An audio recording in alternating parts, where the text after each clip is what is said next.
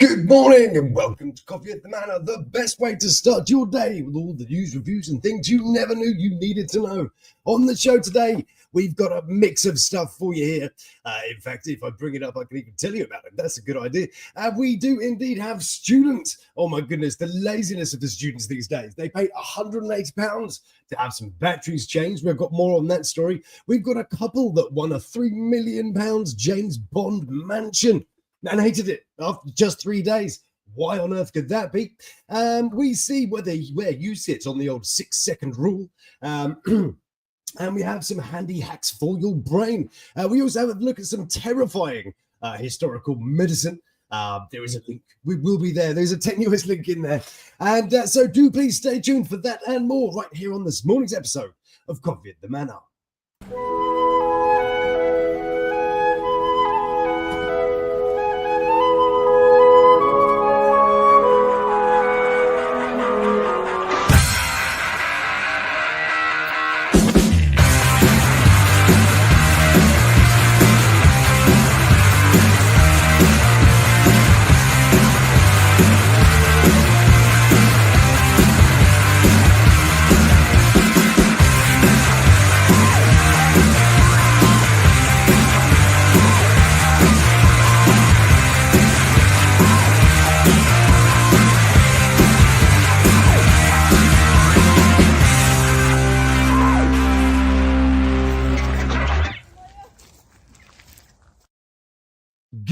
Good morning. How the devil are you? It is Wednesday, 26th of March. Congratulations.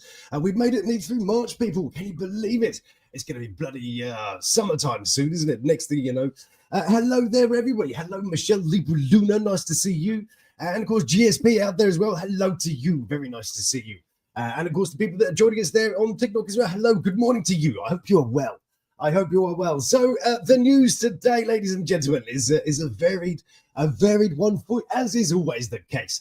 And of course, it goes over to you as to whether or not. I want to see where you stand on some of these things. Have your commenting fingers at the ready. Oh yes, do please do a thumbs up and tap the screeny thing. You know, the hard thing. That's always good. Yes. Good morning to you all. Hello there. I hope you are all well. Yes. Pound things. Flaps and flaps. I've got a cat running around, so I can hear him. I'm not sure what he's doing, but hopefully it provides some background entertainment for you wherever he is back there. So a very, very good morning. I'll say that one last time before we move on to one of our first stories today. And it is over to a delightful part of England called Devon, where they make delightful things such as custard. And things like this. And it is over to this story here. I won a $3 million million pounds Ome's house with an infinite. Shall I try that again? I could try that again with an infinity pool, but handed the keys back just after 3 days. So, in case you don't know, Ome's is one of these companies that advertise on your social media. There was hey, come and win this massive mansion. Yes, indeed. In the 80s, they were giving away massive yachts. But these days, we're giving away massive mansions. And so all you need to do is take some time out of your day, fill in a form and say, yes, please, I would love to win this $3 million mansion. Which this couple actually did. Now, these companies do exist. They do these sorts of things. There's even one that sort of specializes in particular sort of types of people. So these things do exist, but I'm sure they largely don't in other places. Anyhow, let's find out a little bit more, shall we? This man, Glenn Elmy, was left speechless upon winning the Stealth House. Stealth House, my goodness me. That's why they call it the James Bond place. Stealth House. It's not particularly stealthy, as we will find out. Sticks out a little bit like a rather delightfully sore thumb.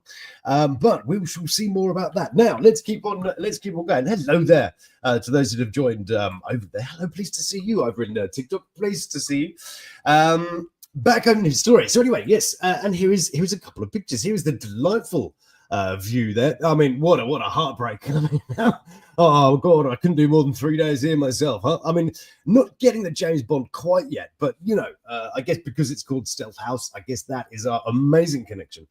But yes, Ome's winner, Glenn Elmy, initially thought it hit the jackpot. I'm still considering the jackpot has been fondled with, but you know, we shall see. But his dream reportedly turned sour due to an unexpected issue. The stunning James Bond-inspired stealth house in Devon, complete with an infinity pool and mesmerising ocean views. That's probably the best England does, right there. Devon, glorious place, actually, for beaches and stuff like that. If you like your sort of rocky tree stuff, glorious. The sea, that water doesn't usually look that colour. It's more of a sort of a browny sort of poop colour. You know, there's a packet of cigarettes these are. Have you seen what, I don't know about that over in America, but over here we now have this disgusting sort of poop colour for cigarettes and stuff. And that's roughly also Devon seawater, 360 days of the year. So here we are. Anyway, so his paradise was not really paradise. You know what the horror of living here. However, the foundry worker was left stunned when he won this architectural marvel. And it's not hard to see why. He won it back in October 2021. I should add that bit because then it'll make sense why years have passed in the meantime. Anyway, speaking about his win at the time, thrilled Glenn, a family man, said, "I'm totally gobsmacked." There's that word again. You love that word, don't you, GSP? That does not look like England, GSP. Nice view. It is a very nice view. That is a thoroughly nice view. Rare, but thoroughly nice. Anyway, he was gobsmacked. The only thing he'd ever won before was £3 at a bingo night on holiday. Well, that's incredibly British holiday he was having there. Can't pay the tax. It's not the tax thing, actually. We don't have the same sorts of things. But poppycock. Good job, GSP with a poppycock. Good job. Poppycocking in my chat. Yes, and hello to you over there joining us as well. Hello if you joined us. Good stuff. So back over there we go. So yes, he'd never won more than a 3 thing in his bingo. Look at the house though. Look at this. Upkeep. This pool isn't massive though, is it? That's not a huge pool to kind of keep clean, and it's quite shallow at one end. So not the biggest of pool, but it does keep. You're going to be finding insects. You're going to have spiders. And all kinds of crazy stuff. So, and leaves in the pool. Oh my goodness, this is a very real problem. Maybe that's it. Maybe that's what it was. Good morning to you, Mountain Mama Nirvana over there. Good morning to you. Very nice to see you as always. Hope you are well. But anyway, so this tragic story continues. I mean, I wonder if you do get any of this furniture. The plants have been nice little yucca. Over there. Anyway, my wife Debbie lost her father to COVID this year, so it's Debbie and Glenn are the winners, and our youngest son was made redundant last week. Oh dear! So winning this house is just what the family needed.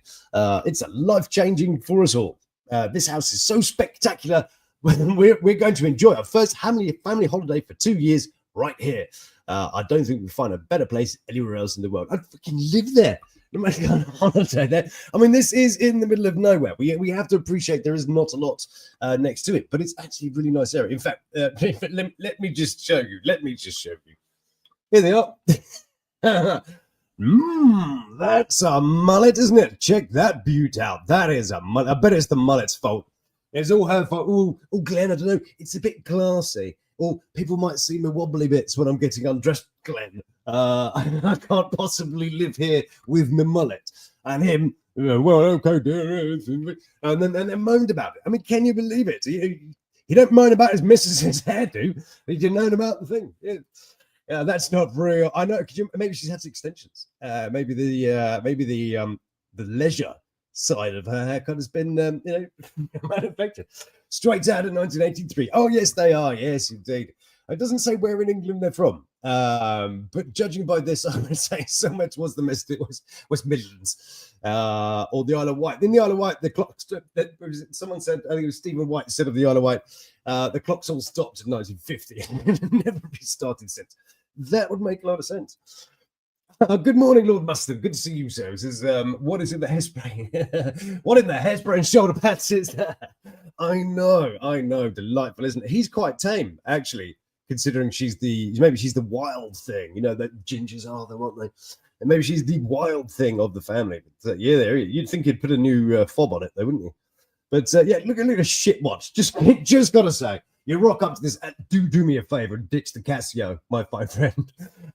You just stick on some chains or something, get rid of that shit. Is this one? I'd love to see their poolside attire. You're brave. Yeah, I can. Well, you never know. I mean, it might be keys in the fishbowl type material here, isn't it? I mean, you wouldn't put it past a mullet to be, doing that. They've even eaten squirrel. I know for English people, but how non-English? I mean, if someone said this couple from Alabama, you'd go, yeah, that checks out. Yeah, this woman from Florida, yeah, I got it. Yeah, with that one. Michelle likes this one too.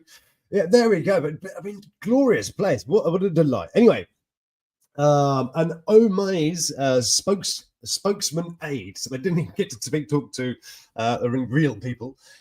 They said, as with all its properties, Omaze carried out an extensive professional survey, searches and inspections prior to purchasing a home in Devon.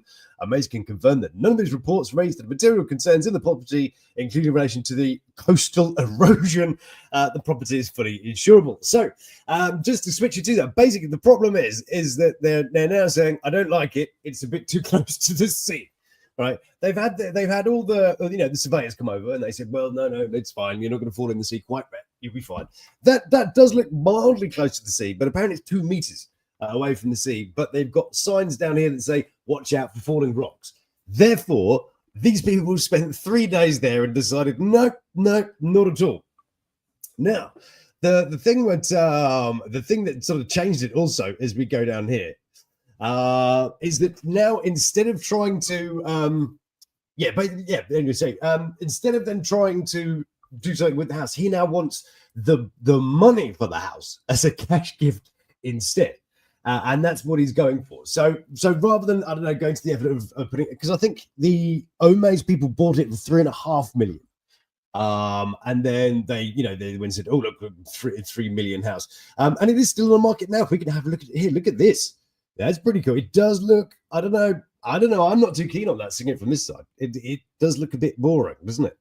There you go. This lovely view from inside. Hello, look at all the peasants down there. Look at you in your, not very glassy house down there. Yeah.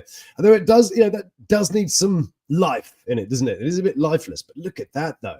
Look at all the glass and light in there. That would be beautiful. Oh no, but it's 2 meters close to the fucking sea. I don't care. What is it going to go in my lifetime? If it's not going in my lifetime, I don't give a shit. Move me in, and just go and step this lot up over there. Look at the bathroom though, lovely bathroom. I love those floaty sinks like that. Look at this beautiful kitchen overlooking the sea. I mean, this is just a glorious one. Yeah, I found the maps. You have to drive through a mobile home park in order to get it. Yes, you do. Although I have found, actually, it's strange you mentioned that, on the rights of way. It lists here there's a drive leading to the Stealth House and the shed with a neighbouring property, and the right of way is in favour of Stealth House. So you can literally go, right, get out of my way, get out of my way. I live in Stealth House. Get your holiday maker out of my road, you bastards. That house sucks like a Barbie movie house. I know I gotta see that it's that, but at the same time, look at this. Oh no, I would just have to be sitting looking at this. Oh, I think I could consider it fucking free. Jesus, I would be there. I think it's beautiful essentially, but do you know what? I agree with you. I do think it's beautiful. But cold a lot of the time over there. It's fucking deafening. Very windy. Also, so these things are going to be rattling. But for the 3 or 4 days that you'd have the sun, glorious place. And of course, Mustard was absolutely right. If we go and have a quick look, I had to go and check out, you see, is it being stupid? Is it like the one house which is really damn close and everything else is actually half intelligent and hasn't bothered? But yeah, it kind of is. Here is the beach near. Everything's sort of, as you can see, mostly built away from this area, except for the delightful, well, we've got this place, which, let's face it, no one cares. And this thing, there it is. It's and there's the edge right there. So this place is quite, okay, yeah, it is quite edgy. But yeah, there you go. There's the little holiday camp next to, which I imagine everybody is going to be coming. Everybody's going to go for a wander to the beach, aren't they? And they're not going to walk past your house and go, oh, look, big house. I'm not going to be intrigued. They're going to go, your house is like 90% glass as well. So every, I don't know, whatever family that comes here will probably go and check out your wares in your massive glass house. Yeah, that I think is a bit of a, well, unless you're an egg, you never know. Our woman, where is she? Let's bring her back, shall we? Bring that mullet back. Bring the mullet back. There we are. Yeah, she might not be too bothered. She might not be bothered. But yes, there you go. So for my 2 little cents, I do believe that these people are incredibly silly for now trying to just get the money for it. That's not going to happen. We all know that in the terms and conditions it says that there is no cash alternative to this prize. It is finalized and this, that, and the other, and we decide the rules and go fuck yourself. Basically, isn't it? That's what the small print says. If I think small print says, go fuck yourself. Yeah, hire someone who understands law. Yeah. Anyway, I'm gonna put that on my waiver, not for my piercing. Anyway, so yeah, there you go. Awful waste of a building, I thought. But yeah, there you go. But you can go buy it if you want. It's about £3 million. It might fall in the sea, but it's fine. It's cool. Anyway, so the tone of the episode from here kind of goes into the sort of the mentality of the modern people that we encounter in the world, ladies and gentlemen. And it starts off in a particular episode of a young student over here. Here he is. We're going to call him Tarquin or whatever the hell. I don't like Sam. This idiot. Anyway, student is so scared of DIY, he paid a tradesman £180 to change some batteries. Yes, in his carbon monoxide filter. Yes. There, look, right there. It's not even in a tough place to sit, even though he seems to be at least 6 foot something, if that's a normal doorstep.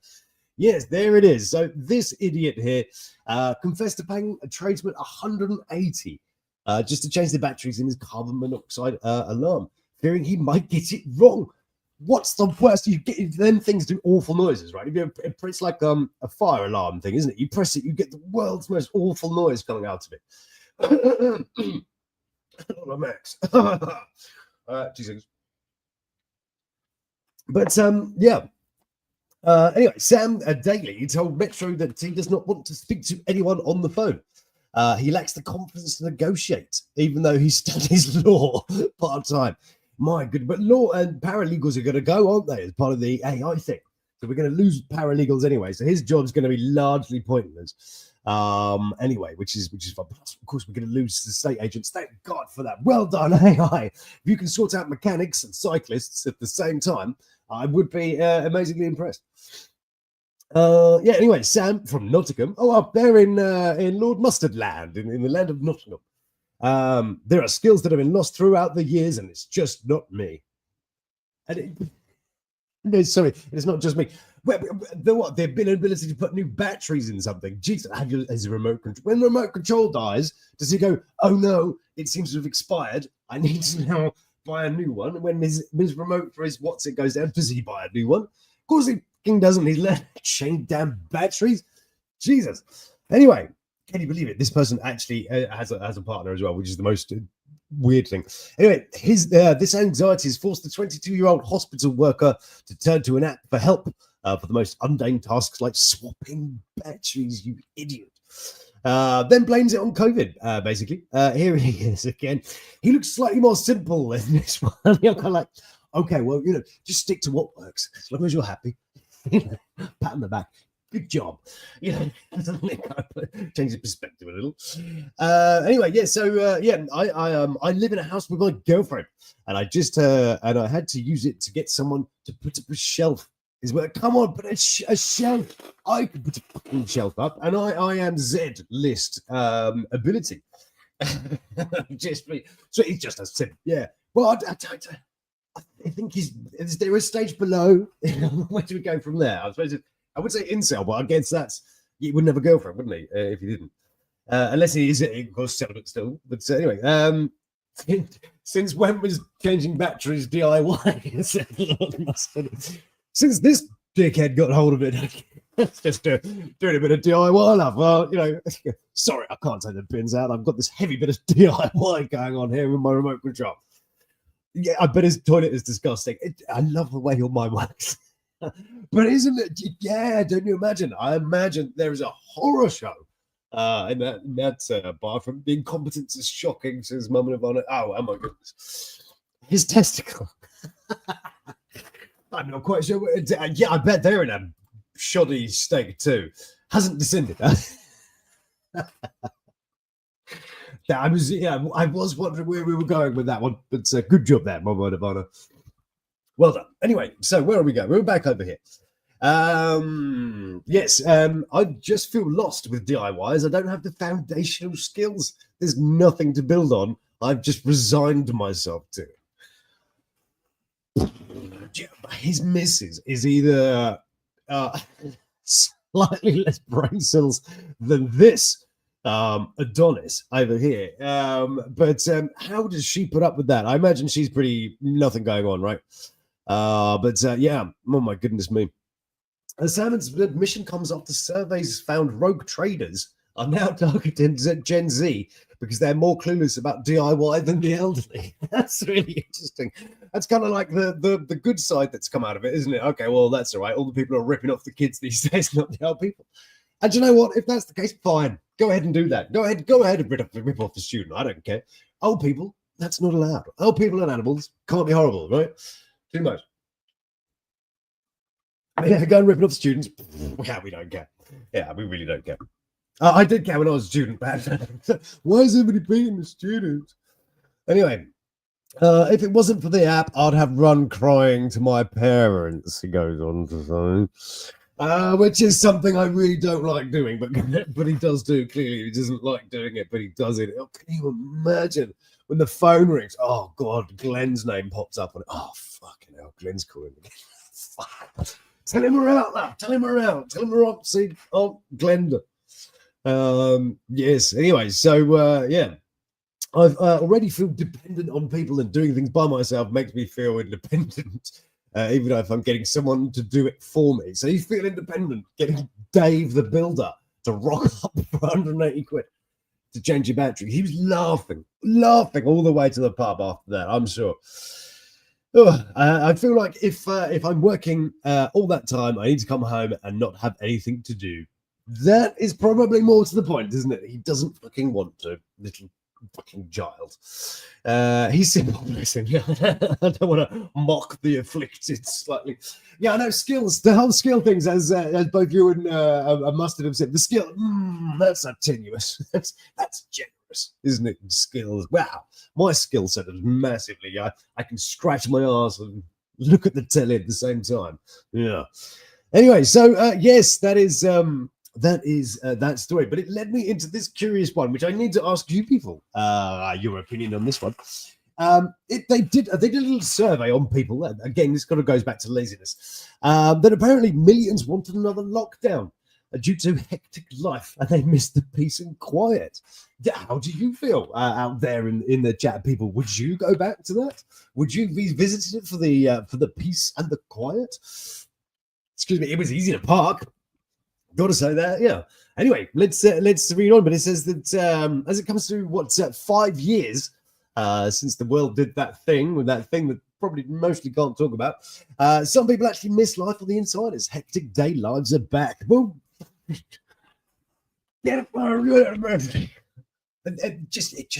this just really irritates me. I started to lose things. Was this one? I actually like the lockdown. Finally left alone. Yeah. His genetics won't continue on long in this world. Yes, absolutely. Yes, because imagine if they wanted to have children. My goodness me. But yes, apparently, and it is number jump. So remember me. We were. I had a stat for you there. So 70% of 16 to 34-year-olds. Miss the aspects of it. 70% of 16 to 34. That is lazy ass area of the thing, is it? Oh my goodness. Builds character. Yes, indeed. Yes, and that was one of the things that then launched me into, okay, well, what are these sort of odd things do we believe? Which took me over to a little idea about this one. It is, of course, the 6-second rule. I think this varies depending on who you are and where you are. But the 6-second rule, of course, is the length of time that something might be on the floor or have contact with floor before you can eat it. Now, this does vary quite largely. And we've got some strange people, ladies and gentlemen. There were surveys taken by people who do surveys, and strangeness. What is wrong with people? Anyway, let's find out what's wrong with people. Most Brits will eat food dropped on the floor, but still stick to the 6-second rule. I thought it was a 3-second rule. I did not think 6. 6 is a hell of a lot different. 6 is a lot more different. Or 5 in the USA. There says the moment of yes, I've heard 5 as well. 5-second rule, 3-second rule. Yeah, I think that's actually no. The 3 second rule is if you stand up, isn't it? One of your mates wants your seat. You're out of your seat 3 seconds. You can jump in it. That's what that is. I remember.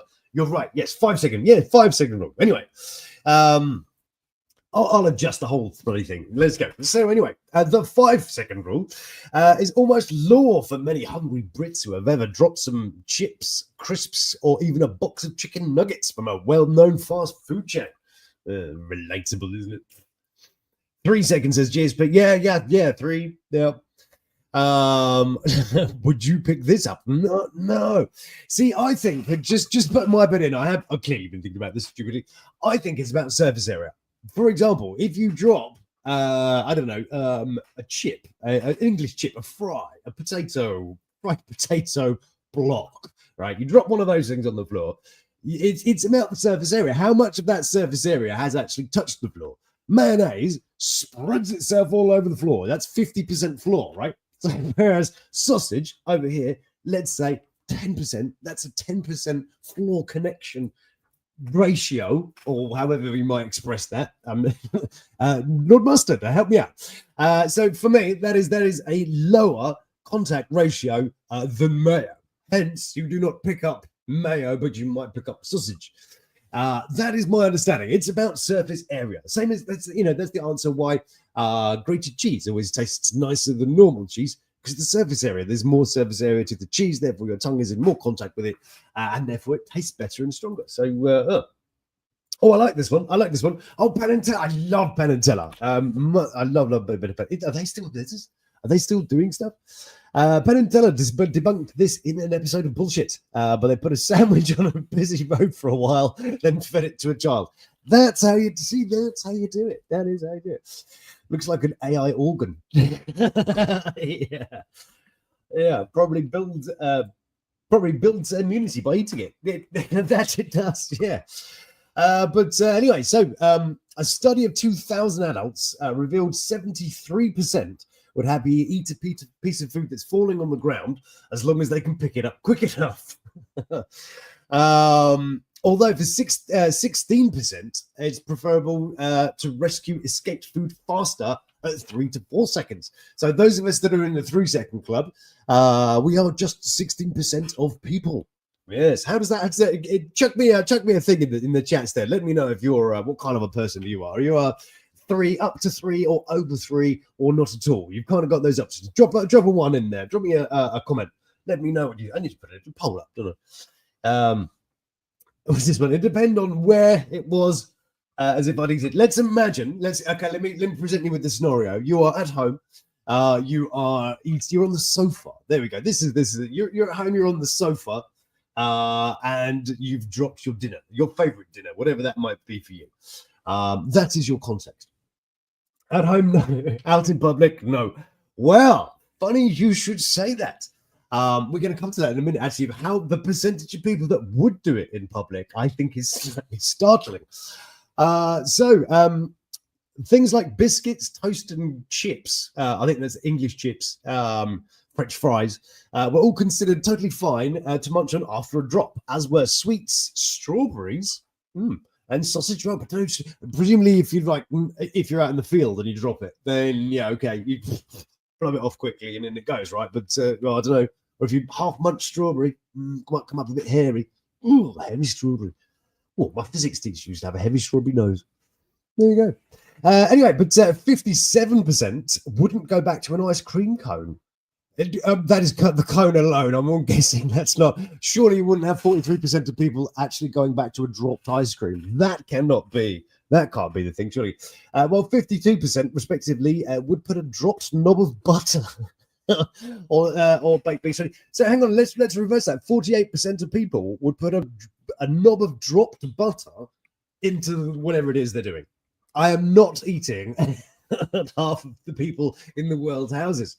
That's just a bit. Again, it's about surface area. You drop butter, that's going to spread. You've got a greater surface area ratio-y thing. We need a formula for this. Keep eating food from the public ground. I mean, maybe have another round of the VID. Anyway, so there we go. This is apparently on the no-no list. Now, this makes perfect sense. Hairy Strawberry. Our brand new name. Yeah, the Hairy Strawberry Banana Hunters. But apparently on the note list is scrambled eggs. That is good. Curry. Who on earth would know that? Okay, good. And mashed potato. Yes, good. These three things should not be. A man called Gok Wan. Did we get Gok Wan to America? I'm not entirely sure. American audience. Did you get Gok Wan? Did we send him to you? But us over here in England and on there on TikTok. Hello there on TikTok. We of course we know Gok Wan is one of these sort of like makeover-y persons. But he's partnered with Bosch, because this isn't at all an advert, makers of the unlimited 10 cordless vacuum cleaner. Strange how they mentioned that specific thing, wasn't it? Weird. Which commissioned the research, said, our survey shows dropped food doesn't mean wasted food, but it all depends on where it lands and how clean your floor is. Yes, indeed, it absolutely wouldn't do it out. But let me just get in there. The study showed that 27% of people would never munch on a morsel that had slipped on the floor. There you go. A quarter-ish of people wouldn't touch it at all. 45 rely on the time-honored 5-second rule, with 20% following it most of the time, and another 15% happily snapping a dropped grape or crisp. I don't know. I think I read that badly. Apologies. Nearly half of those, 46%, won't want food to go to waste, while 40% do if the floor looks clean, while a relaxed 39% feel a little dirt won't hurt. Well, kind of that is, yeah, a little dirt doesn't hurt, but I prefer that one with letting your kids go and play in puddles, in up trees and in the ditch, and that sort of thing. Yes, but of course, it's I like this one. Although 1 in 10 reckon germs can't move that fast anyway. I love that slow little germ, the little legs. They don't go very far. 3 in 10 would let their children do it too. Well, you would, wouldn't you? Yeah, fuck it. No, it's all fine. Just eat it. It's fine. Just be on the floor. With 23% claiming the 5-second rule is something they'd learned from their childhood. There we go. And here it is, yeah. And the final one, which then goes to what the GSP was saying. And depending on the floor, 24% of people would happily pick up dropped food in public and eat it. 24% of you are savage. That is awful. But there you go. That is the weirdness that has been going, and how our minds work. Oh, good morning, Lady Venus over there. Good day to you. The band was formerly known as the Banana Boys. Oh my goodness, I bet that's got some results. Hey, mustard. Google that. 30 people. I know. Can you believe them? Yeah, awful people. But yeah, there you go. That is that is that. But also strange things, strange ways that people's mind works. Are the explanatory, if you like, psychological effects that we may or may not know about. Allow me to take you to what I'm talking about. I was having a little look at this. Now, this is other things that we don't know that our brains do. For example, up here we've got selective attention in noisy rooms. Okay, yes, we can hear our name if somebody's sitting in a room, but that's slightly different. And it took us to this, which I thought was rather delightful. There is a thing called the Coolidge effect, and it describes a biological phenomenon in animals where males show renewed sexual interest whenever a new female is introduced, even if previous partners remain available. So basically, this is the old, your man's a slag thing, isn't it?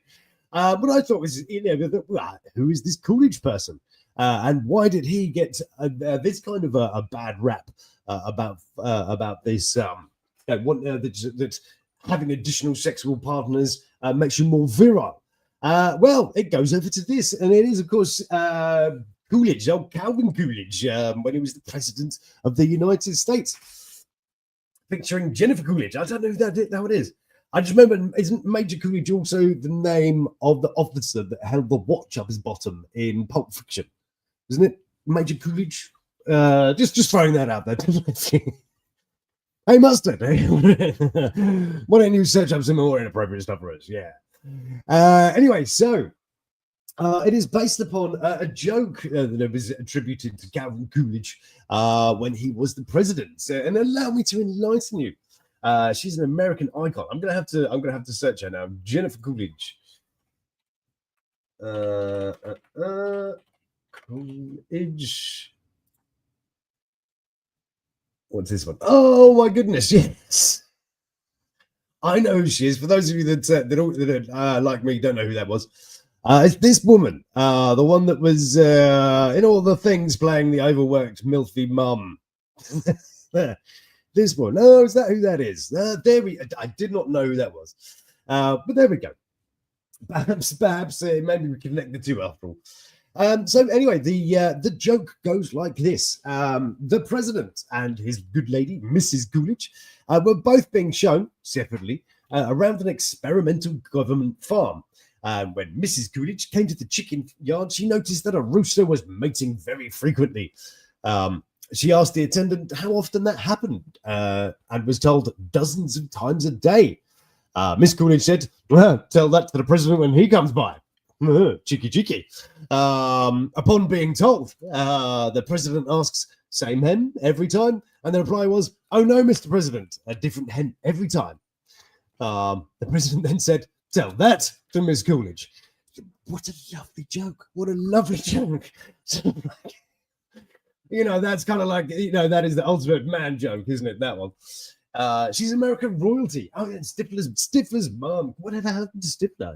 I saw him when he was in Jackass for a bit, didn't he? He put on a bit of extra, and he didn't really recognise him. Yeah, strange. Anyway, so yes, that's where that came from, the old Coolidge effect. And there are other mind-blowing things that we could go to. Actually, should I do one more of these? There was one more I think I wanted to show you in here.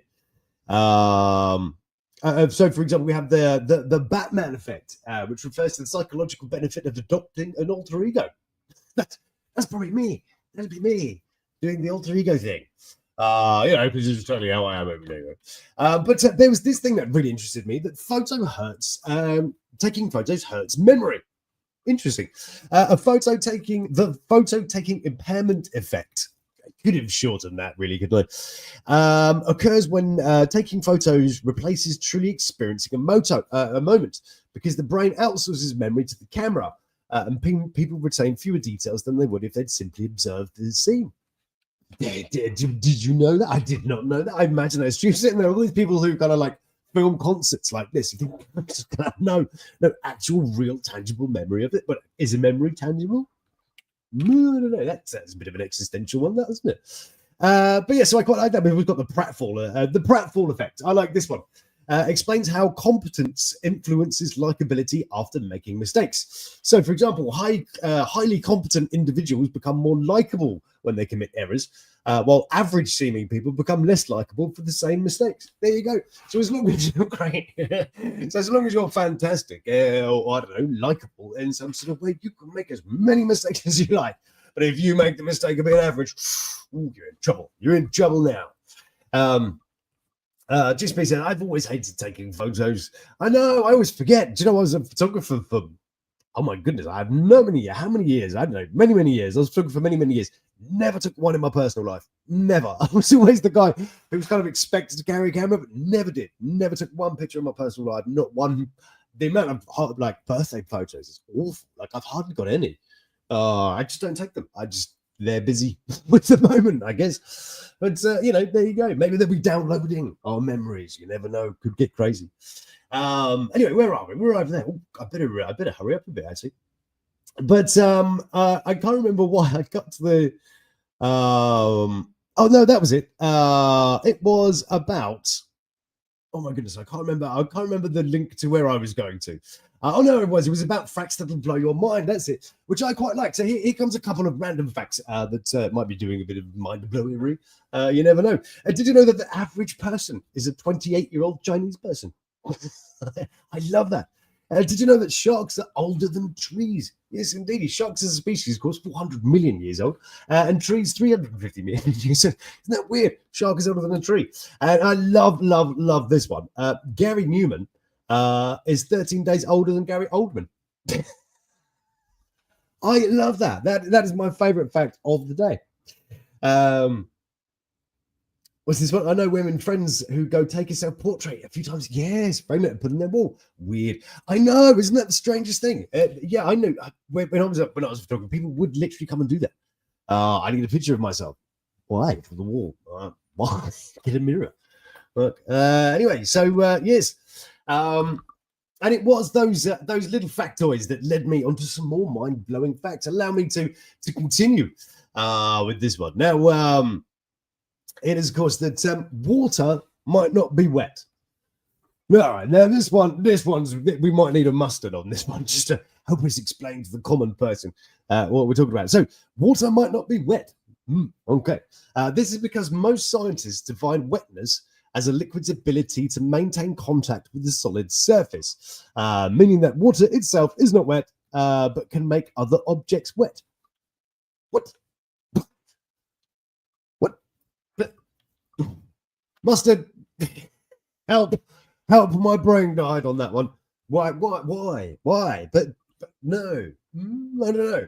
Unless it's a bit like, I think there's something called the Lindenberg effect or something, the Linden Frost or something, Linden somebody effect, whereby if you see a flurry of lava, of molten lava, and a man can put his hand through it like this. The reason they can do that is that because there is it exists in, if something is twice its boiling temperature, it can also exist as both a vapor and a liquid. So therefore, there's this sort of like vapor that sort of surrounds the liquid as he cuts it like that. So not actually contacting his hand, he's contacting the vapor that forms like a little thing around it. Who knew? Sorry. Anyway, that's that. It's only called wet when it makes physical contact. Oh, all right. So water, when it's not making physical contact, is not wet. Whoa. Yeah, I don't know. I feel like I wish you was that guy, Von with the mullet. I felt like him for a moment. Whoa, got no idea. Here we go. We see mustards on it. I think it is more of a state of being. Okay. For something to be wet, it must be in contact with water, but not just the same state of water itself. Like heat, it must come in contact with something to be measurable. So it's kind of like quantum computing, or quantums. You don't really know what it is until you look at it, sort of thing. Is that what we're doing? Is that how that works? That's why space is cold, even though it's full of huge burning stars. Absolutely. There you go. See, we're all learning together. But that did strange things to my brain. Now there's this other one here which I thought was rather delightful about the creation of chainsaws, which it's only wet when you touch it. See, this is the thing about things existing and not existing at the same time, but it is and it isn't the same. This is all a bit crazy. It's where my brain has a real fart. Yeah. Anyway, so chainsaws were first invented for childbirth. Congratulations, ladies. This is what happens when men are put in charge of stuff, isn't it? Chainsaws get invented. Yes, it was developed in Scotland. Of course it was. In the late 18th century to help aid and speed up the process of symphysiostomy, the widening of the pubic cartilage and removal of disease-laden bone during childbirth. But it wasn't until the start of the 20th century that they started using it for wood chopping. Can you imagine? Well, you don't need to imagine. Let's just move on. For some reason, I also, in the middle, I was like, well, shocking things that you won't be, is invented by people you wouldn't imagine. A couple of things you might not imagine. Did you know the Nazis invented Fanta? I didn't know that. There you go. You can thank the Nazis for Fanta and Jägermeister. Who knew? Oh, and the VW. The VW Beetle, of course, as well. But we all know that one. So anyway, I wanted to see what this chainsaw looked like. Are you up for this one? Here it is. This is the osteotome. Yes, here it is. Look at this delightful fucking thing. Yeah.